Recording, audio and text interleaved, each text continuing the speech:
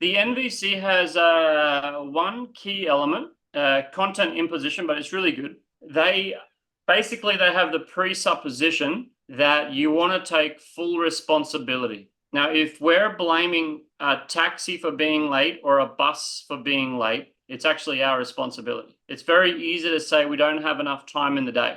That's a small deflection.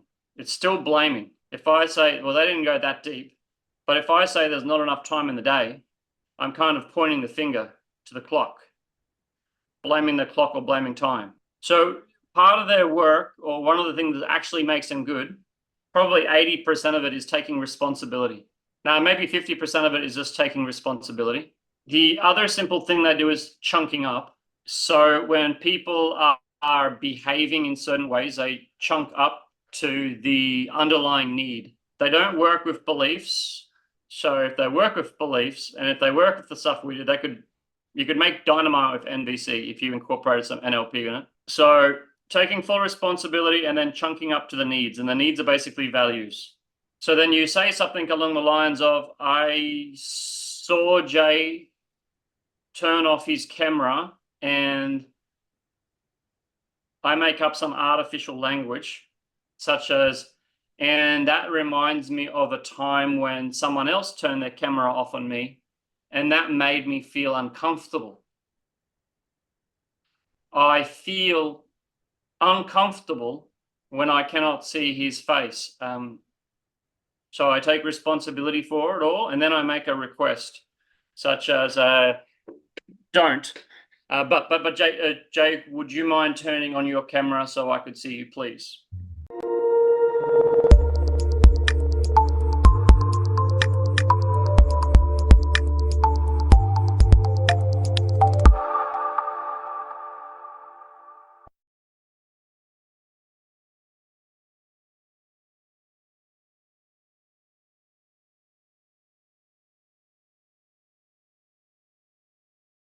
This is pretty much explained in the book, so you can get that out of the books, but what you won't properly get out of the books is the taking full responsibility.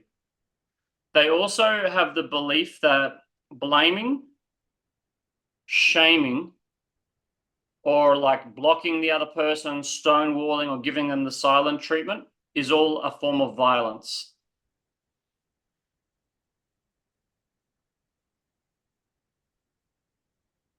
Yet they're often violent themselves.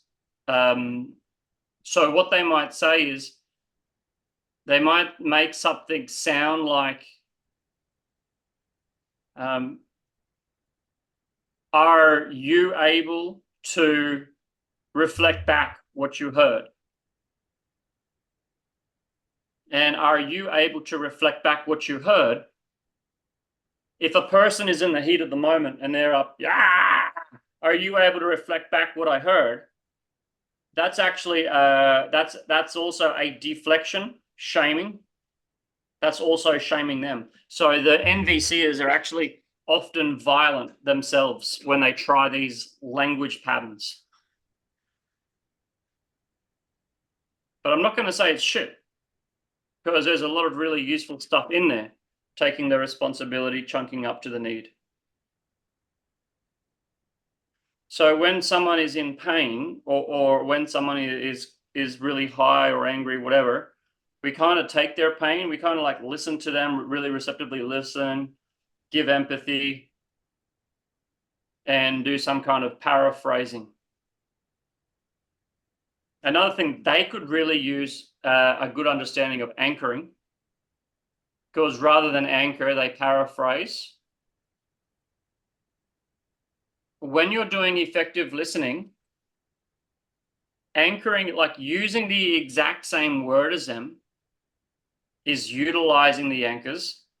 Saying it back in your own words isn't the same. So there are times when you want to paraphrase or you want to repeat it back in your own words, and there's times when you want to repeat it back in their words. It has a different effect. I am not a deep expert on effective listening. As you can see, I'm a man and results driven. Perhaps that would be worth looking more at later, when to paraphrase, when to use the exact anchors. Does that make sense? Yes. Yeah, so if there are times, and we use a lot more anchors with our NLP because we don't want us to be interpreting their stuff because it opens us up to misinterpret. So we get a lot more accurate. So if you use NLP, you'll be a lot more accurate, and you'll verify a couple of things. They verify as well. Like, do you mean this? And they paraphrase. Do you mean this? And they paraphrase. So to do the NVC, you as a listener have to completely kind of absorb and completely enter their world.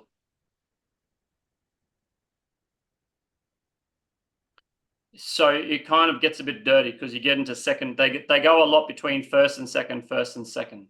Mm-hmm.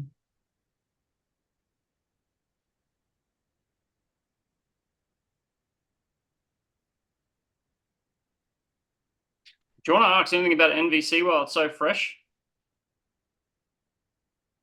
I can see they're going to struggle a lot, and loads of them are struggling.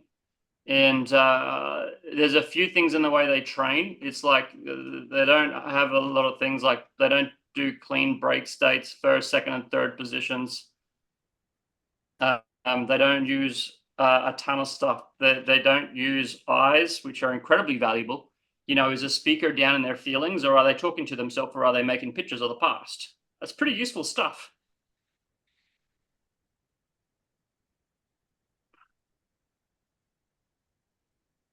But the big thing, and I noticed it with Tillman as well. When I first met Tillman, he was rather left brain logic and had just been learning coaching.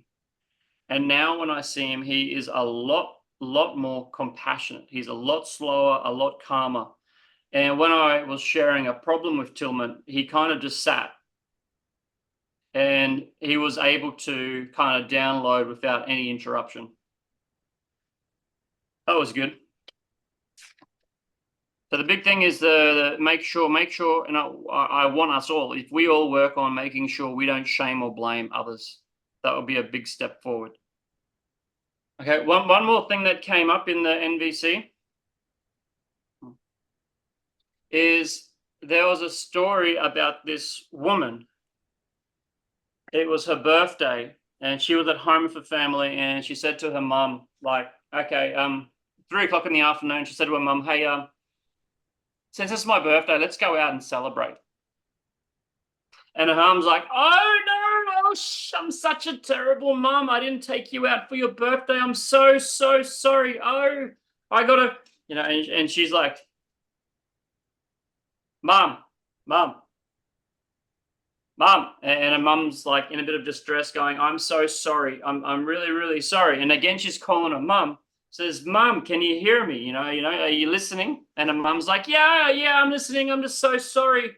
I'm so sorry, dear Butchie. I should have taken you out for your birthday. And she's like, mum, listen to me, mum. It's 3 o'clock in the afternoon. I like to go celebrate. It's nothing to do with you. Nothing to do with you. It's 3 o'clock in the afternoon. It's nothing about you. Can we go celebrate? And her mum still feels a bit bad, but her mum realizes. And they go out and they celebrate. Sometimes when we apologize to people, if I keep telling you, like, I'm sorry, and I'm really sorry, like 2 weeks ago when I was late, I said I'm sorry, and I moved straight on in. When we say I'm sorry and we say about why or how we forget, where is the spotlight? The spotlight's on us. Hey, Summer, the spotlight's on us and on our needs. So if we're in our head apologizing, we're not actually getting to the core of the problem. We're not actually getting into the client's world or our partner's world. So keep this in mind. If you ever have this thing where you want to apologize, make sure you very quickly, hey, I'm sorry, and very quickly turn the spotlight onto them. What do they need? And actually ask them. So what are your needs, or what I hear is. Now, the way they kind of do it with their needs is when the person says, you're always late, they kind of take a bit of a guess. It's like, I hear you say I'm always late. Does that mean you're angry because I'm late? And they try to clarify what the underlying need or emotions are. So when you need to apologize, or when the person you're with, this can be really good for defusing hot situations. When the other person is really hot, get in and focus on what do they need. Yep, do a bit of back and forth, figuring out what they need. Now, when you articulate what they need, that's your breakthrough moment. It's not really like our big breakthroughs, but the speaker themselves, they might not be able to share what they're feeling. They might not be aware of the underlying emotion. Yep, so if they're not aware of the underlying emotion and we're able to paraphrase back to them and get to it, I see you're angry at me about this. Are you also disappointed? Or are you also a bit disappointed and afraid? Now, if you say something like this, are you also disappointed and afraid? You might actually get them to go below their anger into their underlying emotions pretty quickly. And if you can get their underlying emotions quickly, suddenly they feel like they're understood. And I wish they taught this to all men when we got married. And it'd be wonderful if they taught everyone how to express their emotions and needs. But yeah, they a bit useful perhaps. Hello, Frank. Hi, everyone.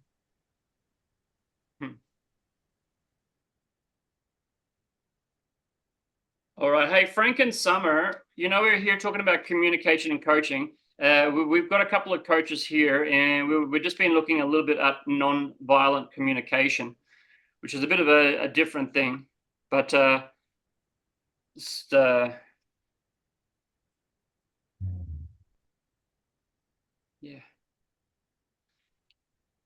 So if one person is feeling misunderstood, and I want to check, Frank, and I know Jay certainly has. Harold, have you had this? And Darko, have you had this before? When your partner or your friend is high, they're struggling with emotions and they can't articulate what they're feeling? I want to say I have a lot of things like that before, but it was 10 years ago. Before I go to NLP and start learning about how to understand, how to ask questions. So there was a lot of misunderstanding and a lot of we cannot find the same path or find some agreement on something. But now as I become more and more aware, it is much easier. And I'm trying always not to, as you said at the beginning, there mind reading a lot. Try not to mind read, but if I think that she thinks something, I must do you mean think this, just to make confirmation, not to presuppose this means this or this means that, but checking up. 100%.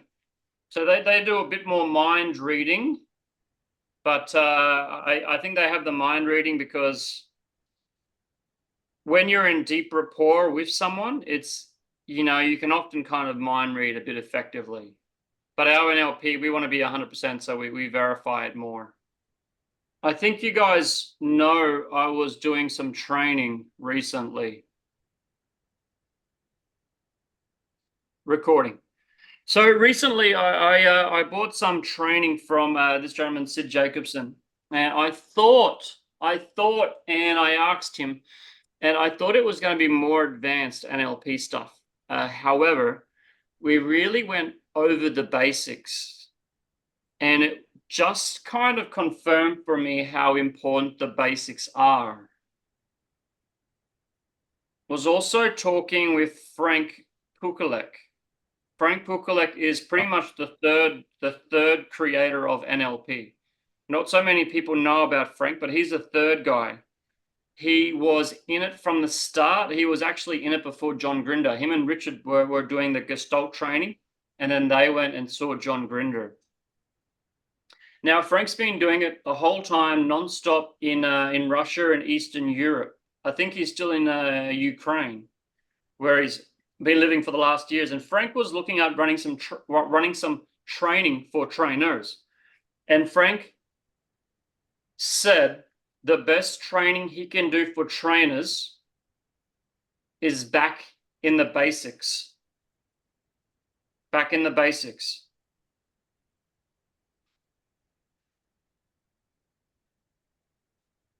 Also, when I've seen Dino and Yolanda and talk with them, back in the basics, that they went through the basic training several times. Harold J, you go through the basics several times.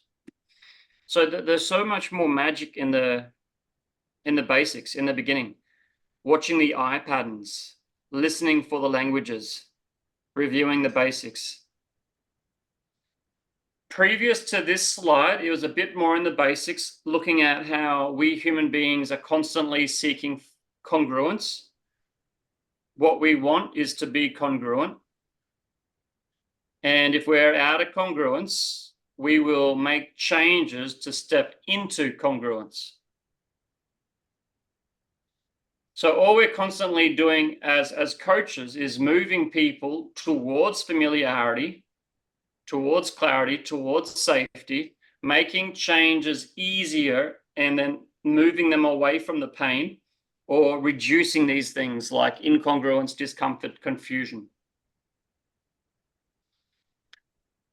Once you move far away from home, if we were all to move to, say, Namibia, how would you feel the first few days? Namibia, Africa. And I want you to recognize that you're the only non-African person there. And how would you feel after a couple of months if you are still the only white person you've seen? Bit out of place? A little bit lonely. A little bit lonely? Right. So when we're in China, we have expatriates, and we connect up with the expat community, and we have good Chinese friends. And whenever I go to Kunming, it was a bit of a struggle for me. Shanghai, expat friends, some cool Chinese friends too. Some really good Chinese friends, good Laowai friends. And I'd go to Kunming, and suddenly it just didn't feel right. And over a couple of days and a couple of weeks, the feelings just got worse. Kunming was a place that I like, but it doesn't resonate with me. It's too far away from home for me. My identity was I'm an expat living in Shanghai. Before that, I was an expat in North Thailand, and I was traveling, in all these different countries. But when I got to Kunming, and I said to my partner at the time that, maybe we can try living there. But after a couple of weeks, I was really struggling. My identity was in misalignment. So I start to perhaps self-sabotage, or it gets too discomfortable. I get too much confusion, and I get this kind of away from motivation increasing in my life because I gotta move away. I gotta move away from there.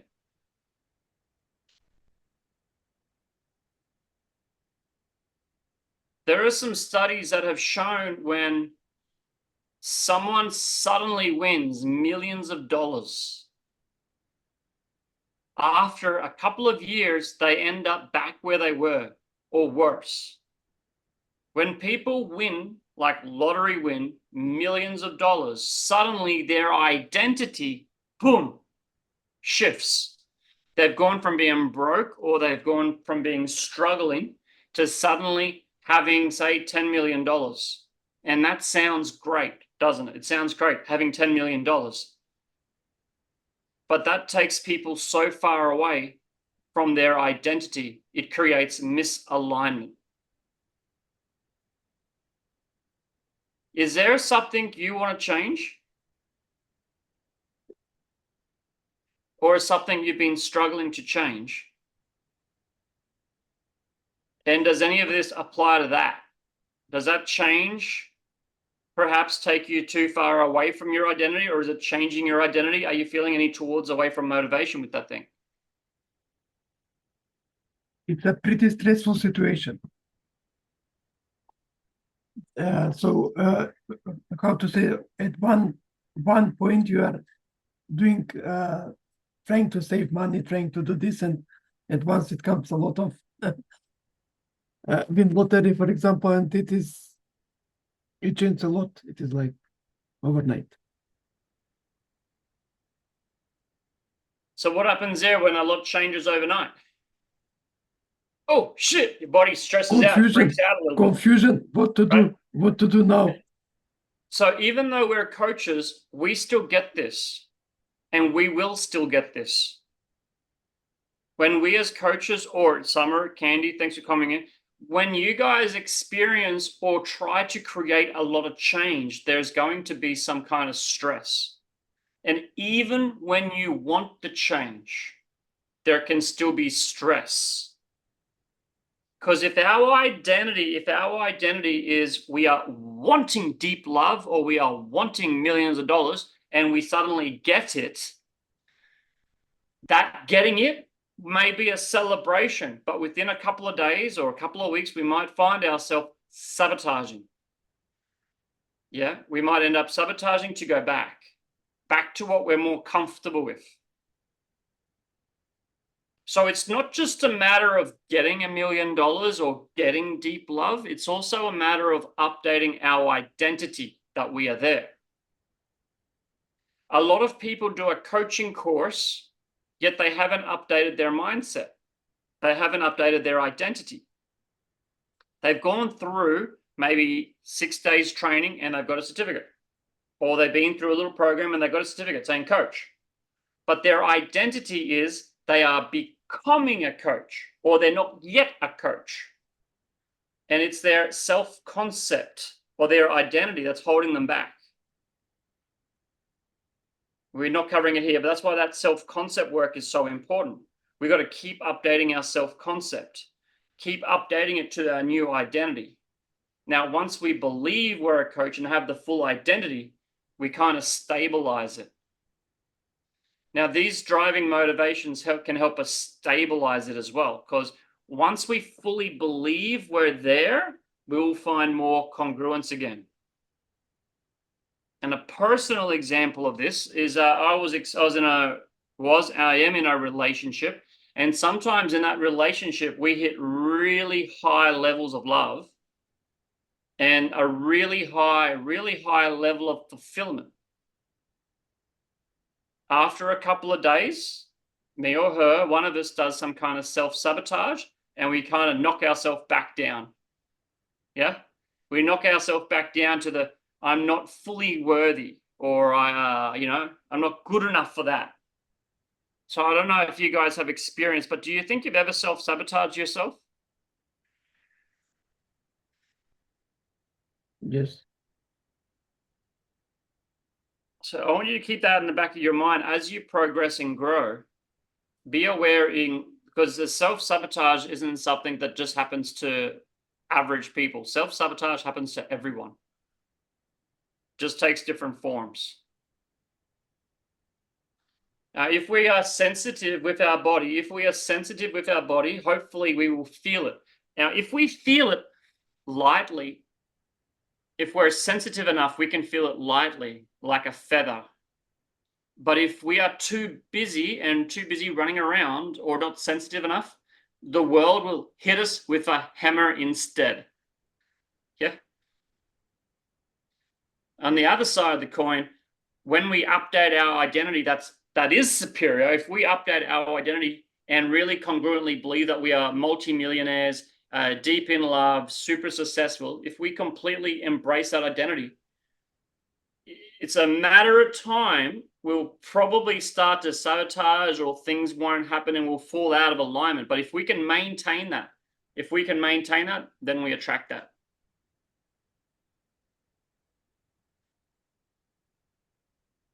I know that's a bit more advanced and not quite the summary, but anyways, 2 key driving motivations, and these help us change.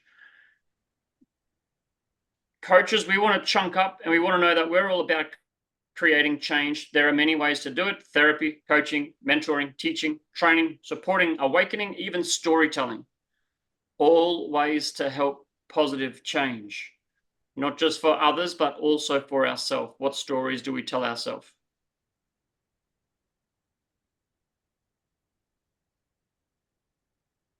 One of the key things from last week was that you didn't have to be a professional coach. Simply being a good friend that listens, a good ear is often enough. Coaches should have good ears, and we develop our ears. It's just coaches intervene earlier. I believe coaches intervene a lot earlier, a lot more. And we may do interventions or reframes and stuff. We do work to reduce the negatives, increase the positives, to help shift perspective. Now, this is a new slide that I didn't get into last week, and now we'll just get straight into the new stuff. Is of course, related to what I was doing this week. Seek first to understand, then be understood.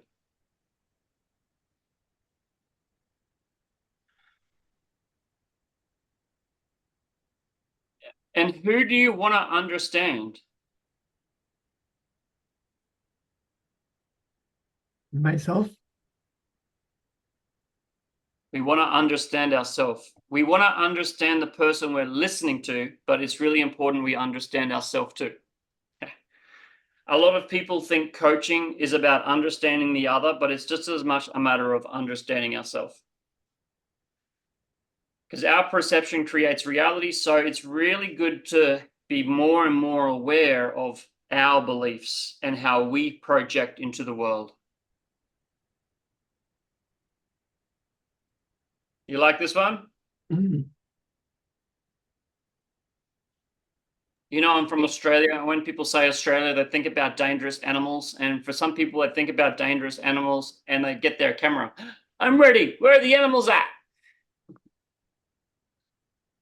Now, if we do something like this, get the camera ready, we can start to change the frame. So this is a frame.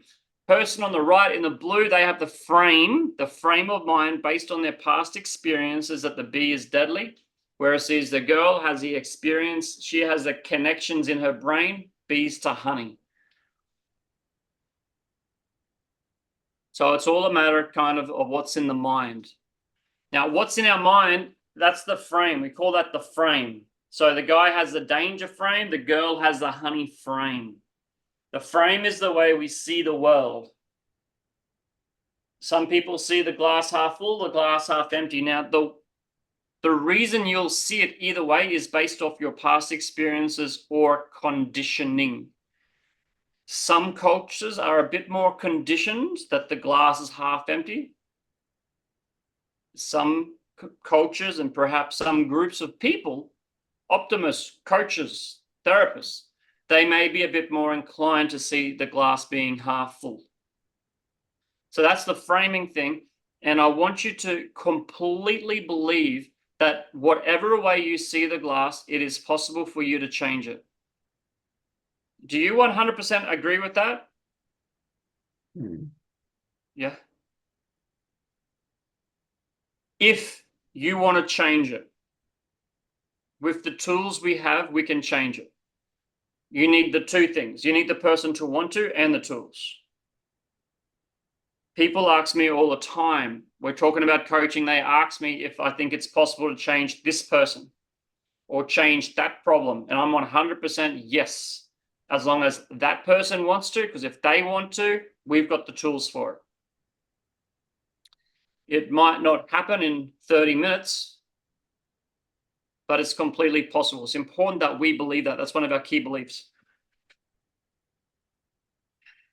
Now, when we just listen to people, sometimes listening is enough, because sometimes in the listening, the person can change their mind. When a person is deeply listened to, like in nonviolent communication, or just deep listening, empathy, sometimes that empathy is enough for the person to change the frame. Sometimes I've had so much on my plate, I've been struggling with a bit of overwhelm, and I've called up Darko, and I've just spoken it out to Darko. Darko, blah, blah, blah. Blah, blah, blah, blah, blah, blah, blah, blah, blah. Blah, blah, blah, blah, blah. Kind of like a vomit, right? And Darko is just like, uh-huh. It's too much for him to paraphrase, but Darko is like, uh-huh. And in my regurgitating it all out, okay, I'm ready. Yeah. So I was feeling overwhelmed, and I was feeling like there was too much to do, but by regurgitating and just talking it out loud of Darko, that helped me reframe, that helped me change. We can also reframe our friends or reframe other things, like why not enjoy a midlife crisis? Yeah. So we can assist, or the belief changes, the reframing can happen naturally. The natural cycle, though, it's a bit slow. The natural belief change cycle is a bit slow. The natural belief cycle is, let's say, for example, I have watched people transform. And I know that people can change. So I have that belief that people can change. My old belief that people can't change is challenged because I've seen someone really change. So I start to think, hey, maybe it is possible. Maybe it is possible. Okay, it's possible people can change. It's just that the natural belief cycle can take a long time. If you look at someone that wins $1 million, yeah, if their belief system, if it's all reframed and worked with straight away, if they believe they're worth the money or they do some quick work on themselves, they can keep it. But if they don't, they'll lose it. So rather than just relying on the natural slow process, we accelerate it by deliberately reframing. Here are some ways you can deliberately reframe some common things.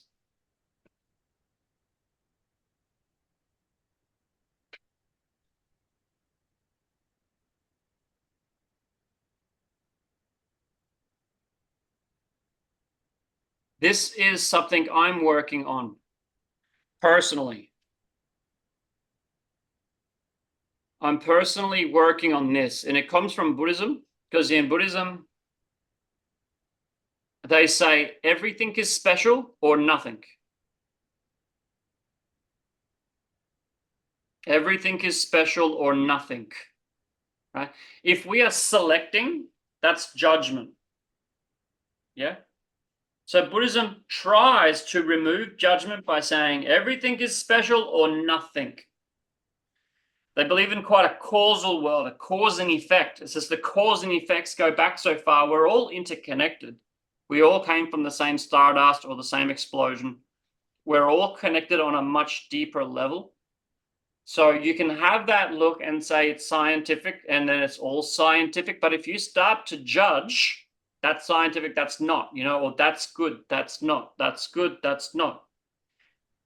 It's up to you whether you judge or not. But this is my personal belief that I'm working towards, loving everything more, including loving the heartache, including loving the sadness. So who has seen Inside Out? I watched it yesterday, the second part. Cool. If you haven't watched it, Inside Out. And there's a new movie, Inside Out 2. Yes. Inside Out is a phenomenal movie that everyone needs to watch, especially those interested in coaching or making the world a better place. The moral of the story with Inside Out is she has to learn, and she learns in the end to love and appreciate the sadness. If you're ever finding yourself really sad and you can find appreciation for the sadness, it's transformational. We can't have light without darkness. We can't have love without heartbreak. Yeah. We can't have peace without war. Yeah. The quickest way to eliminate darkness is to eliminate light. Yeah, we just get rid of all of it. I just read Osho saying, if you want to get rid of divorce, the answer is simple. If you want to get rid of divorce, all you have to do is get rid of marriage. Because divorce is a shadow of marriage. So we live in a world that often says this is good, this is bad. That's okay. But for those that are speaking higher levels of spiritual mental development, we want to evolve further. Now, a child loves certain things. A child loves fun, friends, maybe going to school to see their friends, but the child generally doesn't love studying. They don't like studying. But if you're a bit more evolved as a child, you go, okay, I will study because I want to get the results. So in our teenage years, we may learn strategies to enjoy our study. When we have our first jobs, we may learn strategies to enjoy or at least minimize the pain with the things we don't want to do. If our first job includes cleaning a bathroom, we might not want to do that, but we find a way to do it. So evolution and psychological evolution is moving towards loving and appreciating more and more and more. Make sense? Entropy, the reverse, separating and saying no, no, no, no, no. So simply move towards loving everything more. Hence, one thing I've been working with is WWLD. WWLD. What would love do? What would love do?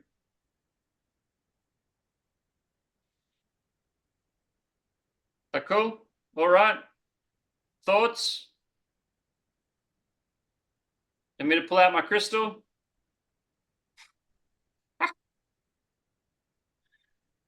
Don't need to wear crystals to be spiritual. And you don't even need to be spiritual because we're all moving towards higher levels. And coaching supports that. Communication supports that. I actually made this picture a while ago, but I don't fully agree with this picture. You know what I'm getting at with this picture?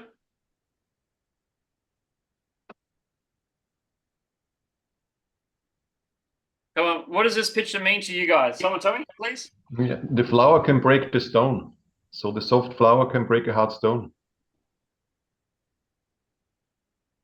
Someone else want to take another guess? I like that one. So, take another guess. For me, it is we need to put a lot of effort to break the stone, the stone, so the flower can flourish. Summer, want to take a guess? Or someone else want to take a guess? What it means to you, this picture? This photo means there's always something at the end of a struggle.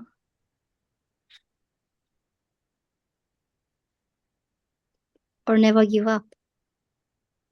Nice. I like all three of them. One more person want to share what this means to you?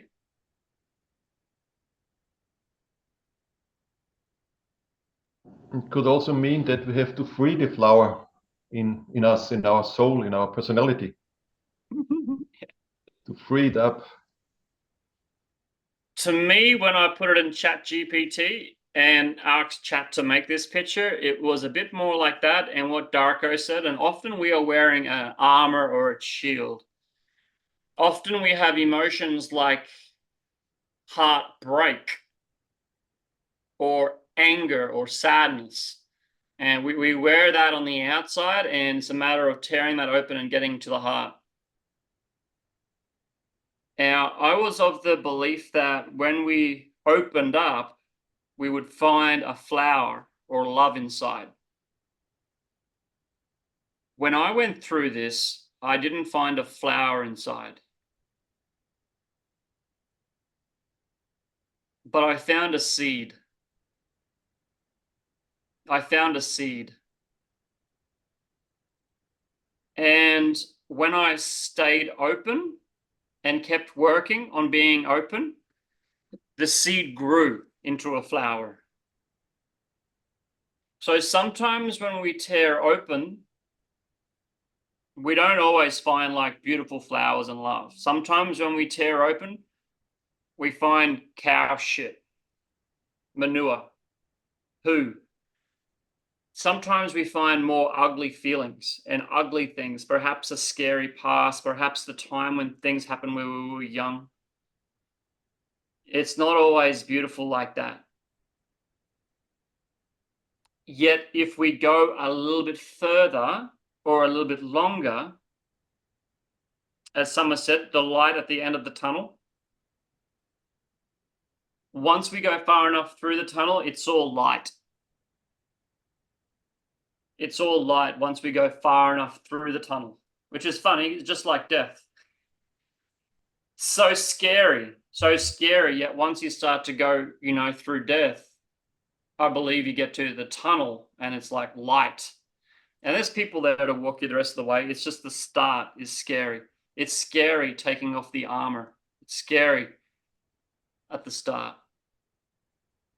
But well worth it. The benefits of opening up are huge. And Tillman and I were both talking about this the other day. Tillman said nicely that Tillman is an executive coach doing a lot of corporate training, successful coach and trainer. And he said, like, before I fully opened, I had like emotional bandwidth. And I didn't cry for many years. And I'm the same, didn't cry for many years. Very, very rare to cry. But after opening up, I actually cried a lot more often and a lot more easily. And sometimes in a training, sometimes with a client, I may feel their tears. And in the process, it's like my emotional bandwidth has greatly increased. The capacity has greatly increased. So when you get used to this opening up, because you might have to open up a few times, you may have to rip apart the armor, get underneath it a few times. But once you get deeper underneath it and hold it open for longer, emotions come and go. You get a more emotional spectrum and they can kind of come and go more easily. In reverse, a lot of my friends that were soldiers, some of them went through some bad experiences and they often kept it down and suppressed. And when things happen in life, would come up and they would, I'm okay. Yep, good, okay, we're good, good. Yep, good. I'm good.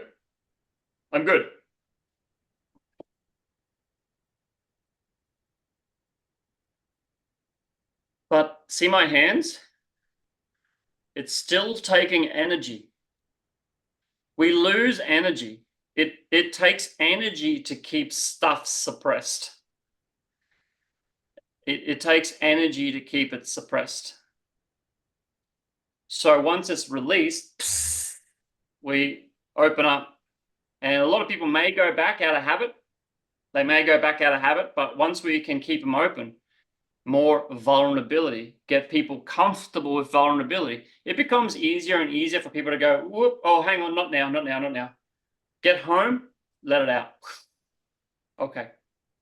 I had a client who was struggling with emotions, and once they hit this block, they were able to release it, but then they were afraid of crying at work. And in the following weeks, all kinds of things came up, and they came up at inappropriate times. But my client found out that they could very easily go down and they would release it later on. So they went through the following months, they went through a huge transformation experience. And in that time, whenever they were experiencing too heavy emotion, whatever, they could suppress it and hold it down, but they would let it out later on. I thought that was interesting. Now, sometimes that might go a bit more towards therapy or psychotherapy, but a lot of people that hire coaches and a lot of coaching, a lot of the reasons we're coaching people is actually because of they're holding stuff down. So if they release stuff, I think they get big performance gains. But we've got to be careful when we cross the line. So for those becoming coaches, careful when you cross the line. You can get in trouble as a coach if you do a bit too much kind of releasing emotional stuff, especially if your client is just after a performance gain. Any questions about that? And was anyone here told, don't cry? Don't cry. Yeah. When we're told things like don't cry, that don't cry is invalidating the feelings. So as a kid, if anyone said, you know, you shouldn't feel like that or don't cry, the person saying that, obviously, they didn't have a lot of training in the emotional world. When my boy cries, all right. When my boy stomps up and down, I say, all right. I don't want to stop him from feeling what he's feeling. However, sometimes I will say to him, hey, let's do it over there, you know, and we'll go somewhere else, you know, and do it, the cry, the stomp somewhere else. Yeah. And as my daughter, who's now 9, sometimes when she has that stuff, like a stomp or a cry, I'll say, hey, I can ask her to do it in a different location, or I can ask her, hey, can we hold a little bit and get into that in 5 minutes? And she's learning that she can express, but she can also hold it just a little bit. I don't want anyone to suppress emotions for too long, because suppressing emotion is the root of a lot of illnesses.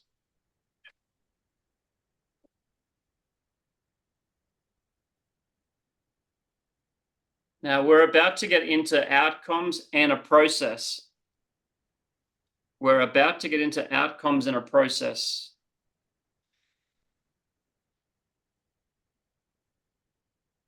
Cool.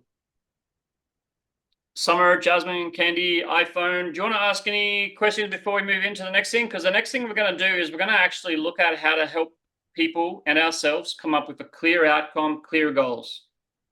Any questions about what we've covered so far? No questions. I know. Could I ask a question? You just did. You want to ask another one? Yes. And from your previous picture, and from in my opinion, I think that the flower is something related to hope. I think if we have hope in mind, maybe we will go through very painful things. After we open our mind and release it, maybe we will see the hope, and we will get to succeed and in the future, I think. Great, Candy. Thanks for sharing that. I appreciate your share. Yeah. Thank you. Now, have you guys heard of SMART goals before? SMART goals, S-M-A-R-T, SMART goals. A lot of the world uses SMART goals, and I was taught SMART goals, I think, in year 10 at high school. and I was taught SMART goals again a bit later. We're going to talk about SMART goals, but before we talk about SMART goals, something even more important is a SMART goal is an outcome. When people talk, they want an outcome. It doesn't matter if it is a cashier, yeah, or your friend or your coach. You generally have a bit of an outcome in mind. So your outcome can be as small as, hey, taxi driver, can you take me over there? Outcome's quite clear. So when we want the taxi driver to take us over there, that's our outcome. We want to get over there. We have a process in the West of doing SMART goals. However, a big thing is missing.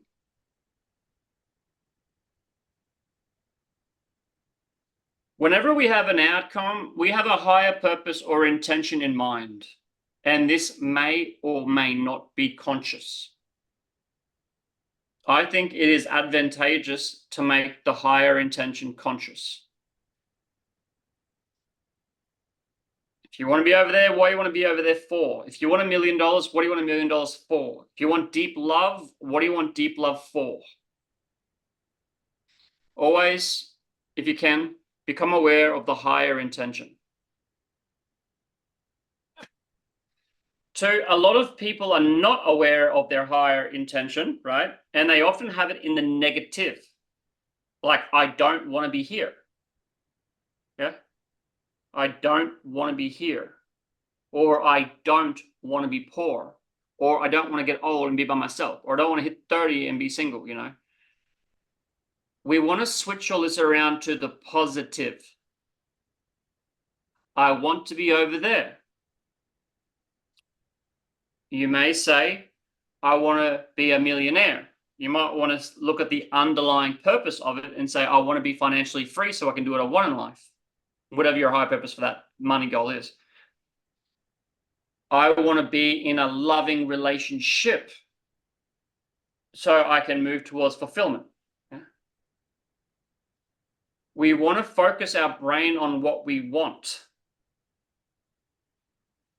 The way the mind works, when we think, we create.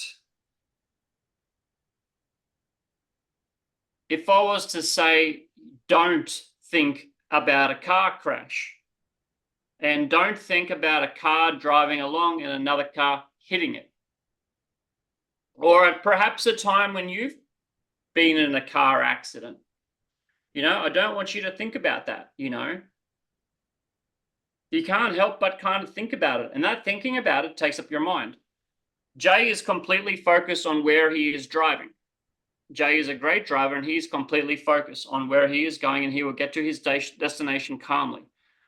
I realized when I was driving long distance at nighttime, I was driving somewhere, it was 12 o'clock at night till 4 o'clock in the morning. While driving, I was in an excellent state.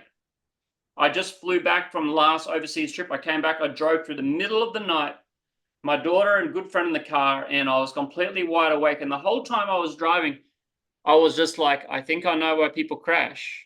They crash because they get bad thoughts. Every now and then I had the little thought of, this is dangerous. What if I crashed? And in that thought of what if I crashed, I started to consider what would happen if I fell asleep? What would happen if I fell asleep and drifted the car? As I had some of those thoughts, I heard the boom, boom, boom, boom, boom, which is the side of the road. So as my brain processed the thoughts, what would happen if I fell asleep? What would happen if I fell asleep? What would happen if my body started to respond to those thoughts? So our body responds to our thoughts. Hence, when people think about all the things they have to do, the body responds to the thoughts. They think about all the things, they often feel overwhelmed. Hence, when we really focus clearly on what we want, and that beautiful outcome, it's more likely that our body will make adjustments to make that work.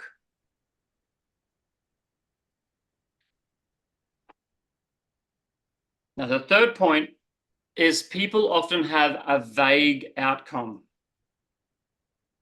So changing it or looking at the higher intention, switching it to the positive, that makes the outcome clearer. So when people have a vague outcome, we do the top two. Find the intention, make sure it's in the positive. A lot of people will say they have a goal or an outcome, and I ask them, can you make a picture of it?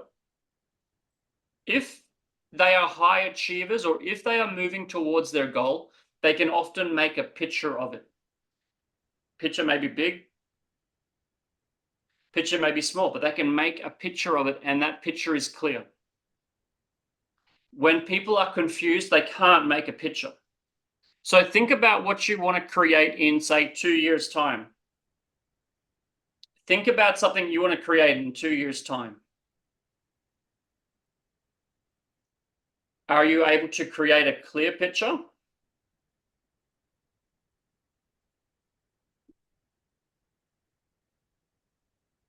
If you can create a clear picture, the clearer you make it, your picture may actually get clearer. You may start to put things in the picture, people, places. As you make the picture clearer, you might feel your motivation goes up. Yeah?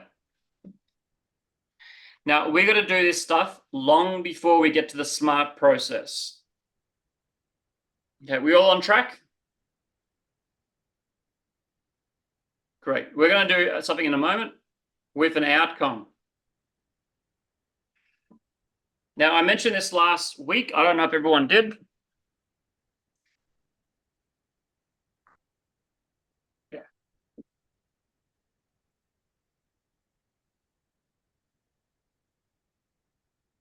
Okay, just let me right here.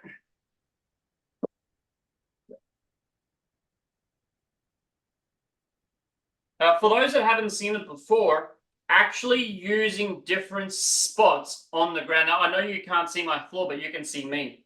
And you can see I'm stepping back and stepping forward. One problem today is that a lot of people do all their work in the same spot. What we want to do is we want to have an outcome or a goal that we want.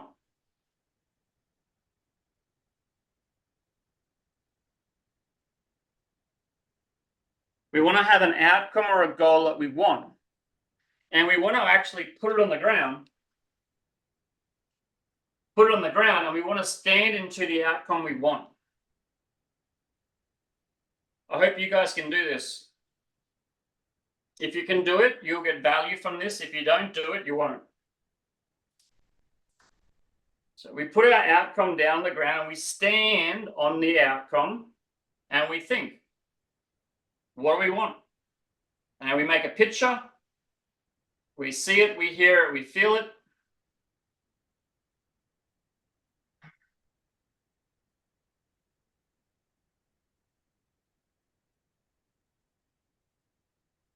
So we stand in our outcome, and I'm actually going to imagine the picture now, okay? I got my picture. It's Christmas time.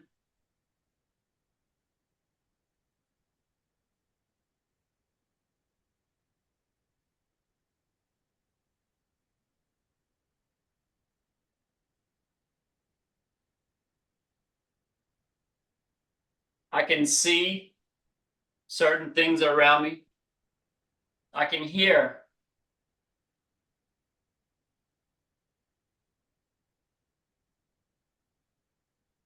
And I feel. Seeing those things and hearing those noises increase my feeling. Oh, and it feels really, really good here.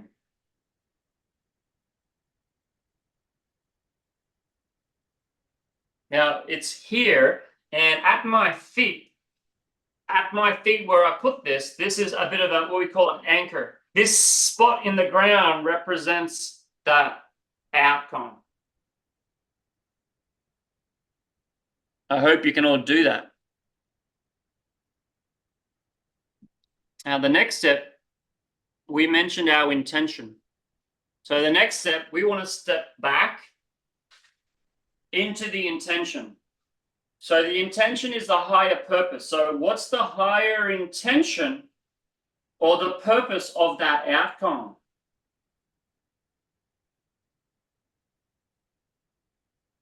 Little example for me, my outcome is this, and the purpose of it is wow. The purpose of it is, we're feeling love and fulfillment and happiness.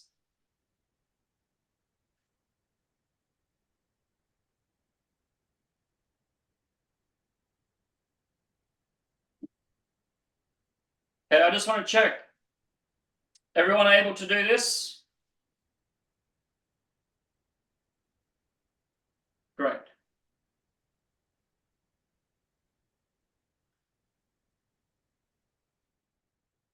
So very clear outcome, step back into your intention, get clear on what the intention is. And then we're going to step briefly back. We're going to step briefly back into the outcome. That kind of reactivates it. And then we're going to step forward. We're going to step forward a little bit into the consequences.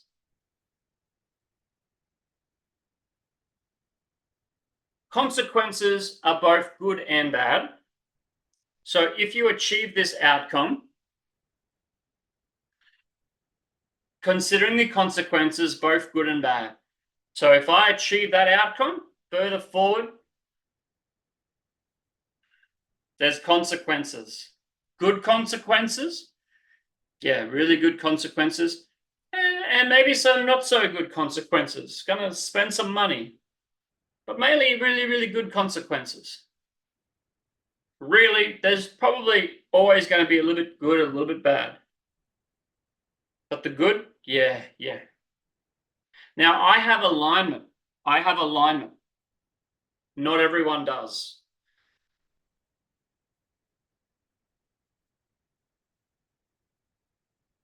This is what I mean by alignment. My intention is met here. So when I consider all the consequences, my initial intention is met. We are good to go. Next, we can move forward and actually start to do some kind of process like a SMART goal. So if the intention is met, we can go forward. But if the intention is not met, we got to go back. We got to do a lot more work before we get near a SMART goal, before we get near any planning. But if the intention is met, then we can start looking forward. I'll give you another example of this, right? So a friend of mine, their outcome was they wanted to be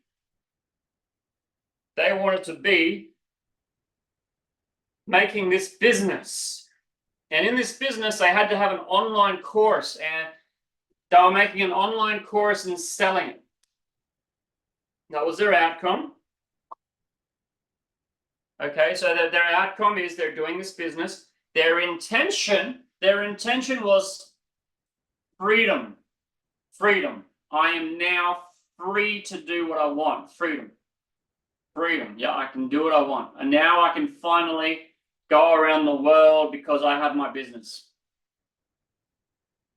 They come back into the outcome. They go forward to the consequences. Consequences. I got this business. I'm making some money. I got this business.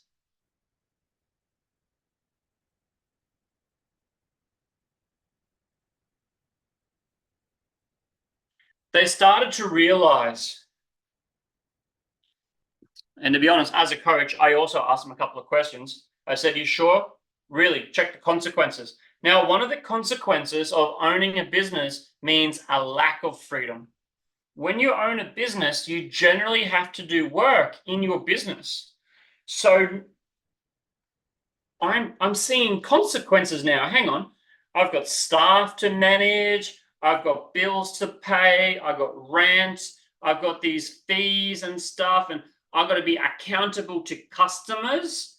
Hang on. Where's my freedom? lost my freedom. Yeah. So now a lot of people actually end up pursuing goals that don't satisfy their intention. Now, if you have your intention of freedom, you really need to take this into consideration with the business, because a business has consequences, like everything. Yeah.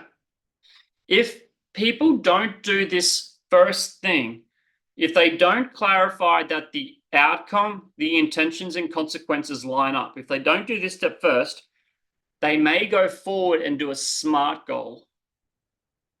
And they may find themselves creating a business, investing money, doing a lot of work, and becoming deeply, deeply trapped and unsatisfied with the wrong path. Yeah. So if you ever help people do goal setting, always start with a clear outcome, intention, consequences like that.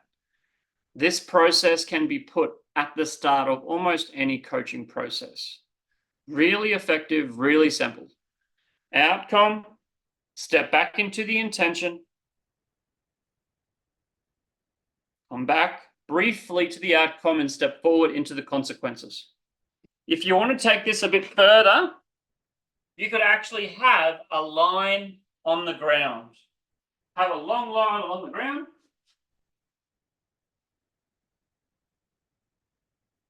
And use post-it notes. By using the post-it notes, when you actually get to planning out your goal, putting out post-it notes, 2024, 2025, 2026, or perhaps January, February, March, April, May, when you actually use the ground and these things, you will get much higher quality information. If you just on your computer, sorry, I got my computer right here. If I'm on my computer, I have lower quality information because I'm staying still. By spreading out across the ground, we activate more body intelligence and we get more head and body connection. So using spaces will increase your ability to process information and get great results. Cool?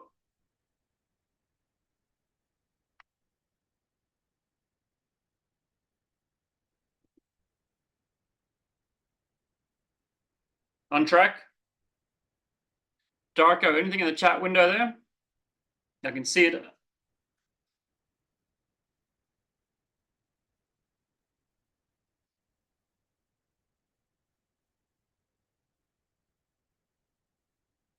So I want to check if there's any questions. The next bit. Yes, Just got some Jasmine, fast tips and Jasmine tricks. ask, how do we identify a SMART goal or a general one?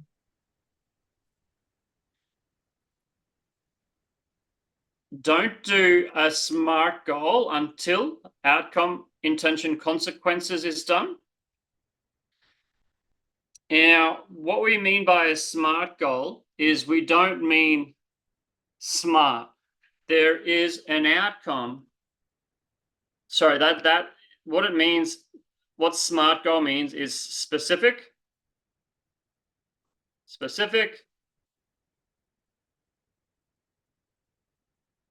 measurable, achievable, relevant, or realistic, and T, time-bound. So SMART, specific, measurable, achievable, realistic, or relevant, time-bound. SMART, S-M-A-R-T. And if you want, I like to add an E and an R onto that. Ecological and resources. Ecological and resources. Like, what resources do I need? What resources do I have? Once you put these, and you can make up more if you want, and if you really want to, you can just change them all and make up your own model. I don't even know who made up SMART goal, but the purpose of the SMART goal is to get more specific and to get more clarity. But don't worry about getting clarity with the goal if the intention isn't going to be met. Now, when you do the SMART goal, when you then look at the specifics and make it measurable and stuff, you're going to keep in the back of your mind the intention. So if you take the business one, I'm going to have to rework it so that my business has freedom. Yeah. Or I have to work with my intention. With my intention being freedom, when I set up specific and get specific on the goal, get measurable, achievable, realistic, and time bound, I want to keep my intentions in the back of my mind. Some people want to have a successful life, and part of that successful life is intimacy, maybe a family, business, money, health, wealth, this kind of stuff, right? But they often get so focused, they often get really focused on creating wealth or career success. And in the process of that, they often leave out family and love. And then they get to a later point in their lives and they're like, hang on, I don't have love in my life. Yeah. Or I have kids, but they don't like me. So it's very easy to get narrow-minded on career and business goals and miss out those other important things. So we've got to take into consideration the consequences. Now, a lot of the culture in some countries is very focused on that business career success, with the idea of what you really need in life is to be successful financially, or for a good career, for a good company. But I like to take a more holistic approach. Success is family, health, and wealth. Family, health, and wealth. Don't neglect them. But hey, I'm just a coach. I could be wrong. Final, a couple of quick points. I know you'll like this. Oh, sorry. I'd like to suggest using a lot of what questions. These are the fast tips for coaches, right? Get used to using more what questions. What do you want? What specifically? What's important? What's the purpose? The what questions are naturally open. You can use closed questions. You can use yes, no questions. But if you're going to use closed questions, yes, no questions, be careful with them. Generally, we want open and what questions.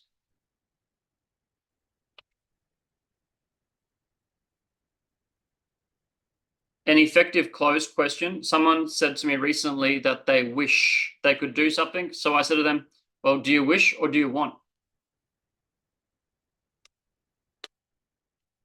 It was a closed question, but it was powerful. If you're starting off, use a lot more what questions, and coaches use lots of great what questions. Coaches are sometimes taught not to use why.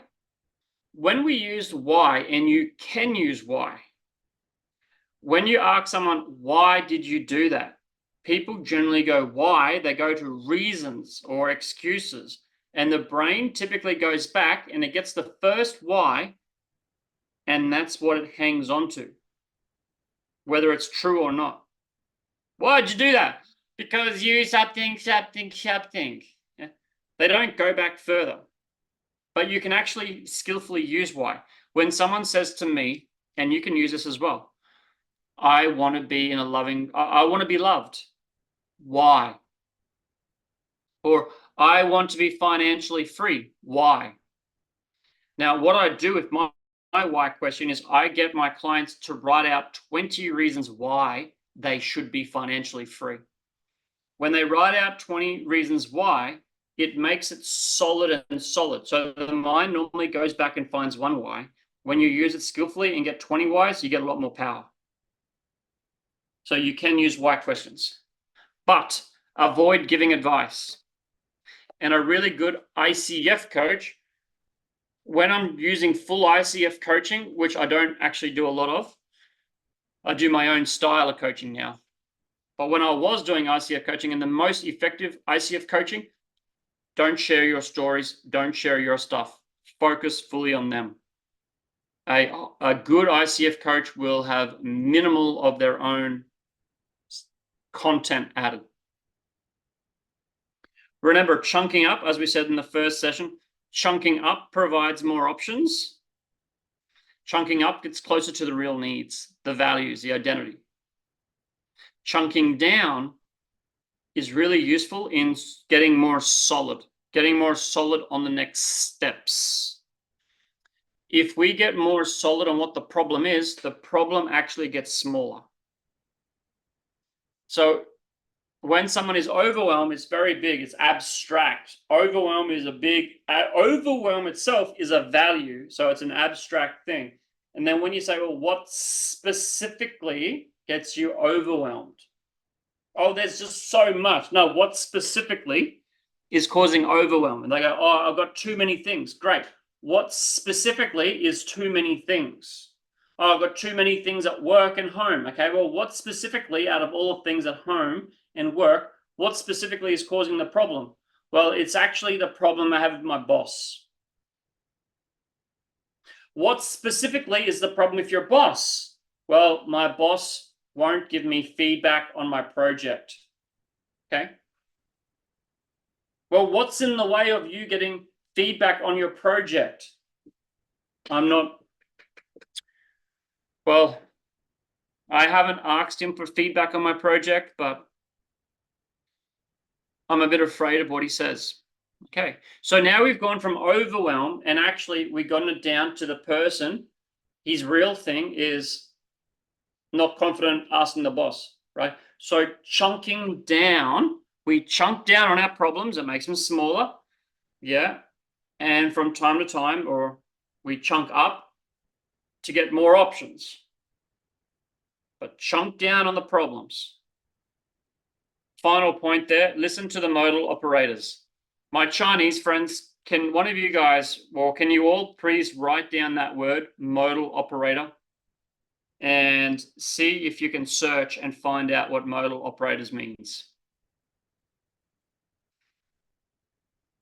I have a worksheet in English on modal operators that I have given to my clients and my students. Modal operator is our way of operating. Modal operators include things like try, can, choose, select, desire, have to, must. These kind of words. We develop more and more skill with the modal operators, and we use them when we are talking to ourselves and we are talking to others.